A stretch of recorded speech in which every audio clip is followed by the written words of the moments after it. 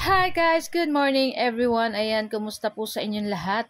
So for today's video ay samahan niyo po ako magluto nitong ating ulam para sa ating lunch. Walang iba kundi itong ating burger steak with mushroom. Ayan. Naku, napakasarap po nito. Pwedeng pambaon sa school ng ating mga anak para na rin po silang kumain ito sa fast food. Ayan. So napakasarap po ng ganitong luto at tiyak na magugustuhan po ito ng ating mga anak. So, tara na guys at samahan niyo po magluto and enjoy watching po. So, yun na nga guys. So, meron tayo dito nga kawali. Papainitin lang natin at maglalagay tayo ng mantika. At ang ating gagamitin guys na patties ay yung ready-made na CDO ulam burger. Ayan. Nako, napakasarap po nito. At syempre, hindi naman po ito kamahalan. Kaya talagang sulit na sulit talaga, pati yung pakalasa ng beef niya, ayan, napakasarap po nito. Syempre, lalo nating pasasarapin, gawa ng maglalagay po tayo dyan ng ating mushroom sauce para dito sa ating burger steak. So na nga, at lulutuin lang po natin itong ating patties. Ayan, side to side lang natin lulutuin hanggang mag-golden brown. At pag ganito na po, ayan, nakikita nyo, ayan, pwede na natin yan hanguin, ayan. So guys, ayan yung ating first batch. Ayan, ahunin na natin at luto na po pag nagganito na yung color. Pwede na natin yan ahunin. And syempre, isunod pa rin po natin dyan yung ating second batch. Naku guys, kayo po ba anong ulam nyo today? Ayan, share nyo naman. Minsan po talaga medyo mahirap po talaga mag-isip kung ano na naman ang uulamin. And syempre, dapat yung magugustuhan din po ng ating mga anak. So, ito na yung ating third batch, yung ating last. So, after niya, wag nating itapon yung mantika at dyan tayo kukuha ng ating panggisa sa ating mushroom sauce. Ayan. So, nagisa na tayo ng bawang. At pagkatas maglalagay po tayo dyan ng butter para talagang masyami yung ating burger steak with mushroom.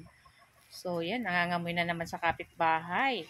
Ayan. Para ka na rin kumain ito sa fast food, sa sikat na fast food. Kasi talagang masarap po itong ganitong luto. Pagkatapos, ayan guys, nilagay na natin dyan yung ating mushroom. Ayan.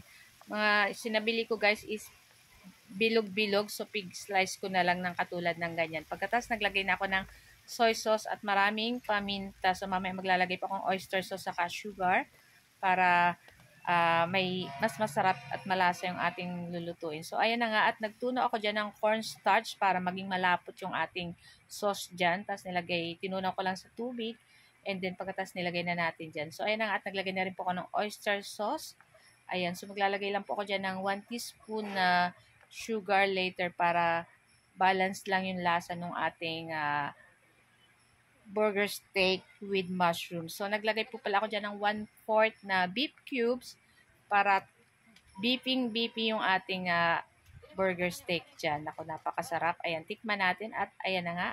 Masarap na guys. So, naglagay na ako ng 1 teaspoon na sugar and then halu-haluin lang po natin. So, hindi nyo naman po malalasahan yung tamis kasi 1 teaspoon lang yung nilagay natin na sugar dito. Ayan.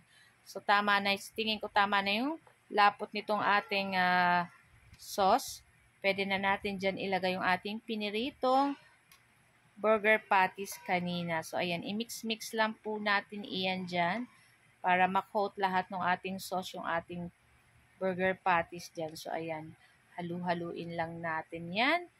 And, syempre, after ilang minuto, ayan, luto na naman po talaga ito. At pwede na natin patayin yung ating apoy kasi baka mawala yung sauce nitong ating mushroom sauce. So, ayan na nga guys. At ready na po kaming kumain ng aming lunch.